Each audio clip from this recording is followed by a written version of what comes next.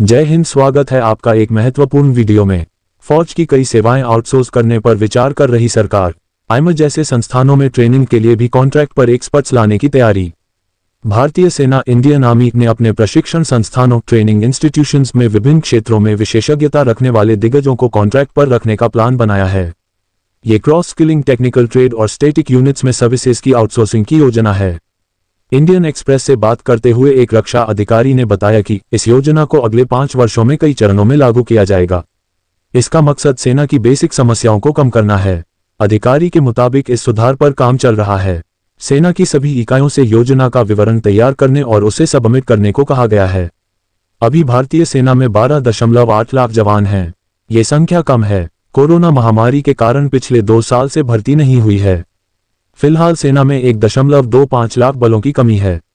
हालांकि पिछले साल सरकार की अग्निपथ योजना के तहत 40,000 रिक्तियों को भरने के लिए भर्ती निकाली गई थी, लेकिन इससे सालाना 60,000 रिटायर वाले सैनिकों की पूर्ति करना मुश्किल होगा।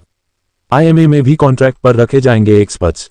एक अन्य वरिष्ठ रक्षा अधिकारी ने द इंडियन एक्सप्रेस को बताया कि कॉन्ट्रैक्ट बेस पर ग्रेडेड ट्रेनिंग इंस्टीट्यूट्स में उन दिग्गजों को नियुक्त करने की योजना है जो सैन्य विषयों में विशेषज्ञता रखते हैं। ग्रेडेड ट्रेनिंग इंस्टीट्यूट्स में देहरादून स्थित भारतीय सैन्य अकादमी, Indian military academy, army war college और इन्फेंट्री स्कूल इन महू शामिल हैं। ग्रेड बी ट्रेनिंग इंस्टीट्यूट्स में विभिन्न रेजिमेंटल सेंटर्स शामिल हैं। इस बात पर चर्चा की जा रही है कि क्या नेशनल कैडेट कोर एनसीसी का प्रशिक्षण पूर्व सैनिकों को अनुबंध के आधार पर सौंपा जा सकता है। केटरिंग और फैसिलिटी मैनेजमेंट को भी एडमिनिस्ट्रेटिव सर्विस को आउटसोर्स करने की योजना है। वर्तमान में इन कामों को सेना में कार्यरत ट्रेडमैन द्वारा किया जाता है। कुल मिलाकर सरकार सेना में स्थायी नौकरियों को कम करने की कोशिश में है।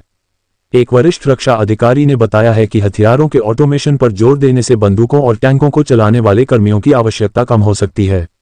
इससे आर्टिलरी और आर्मर्ड कोर के रेजिमेंट में मैनपावर को कम किया जा सकेगा। अधिकारी ने कहा कि भविष्य में आर्टिफिशियल इंटेलिजेंस और सैटेलाइट की बढ़ती संख्या के साथ सर्विलांस का काम आसान हो जाएगा और मैनपावर पर निर्भरता कम होगी। जय हिंद।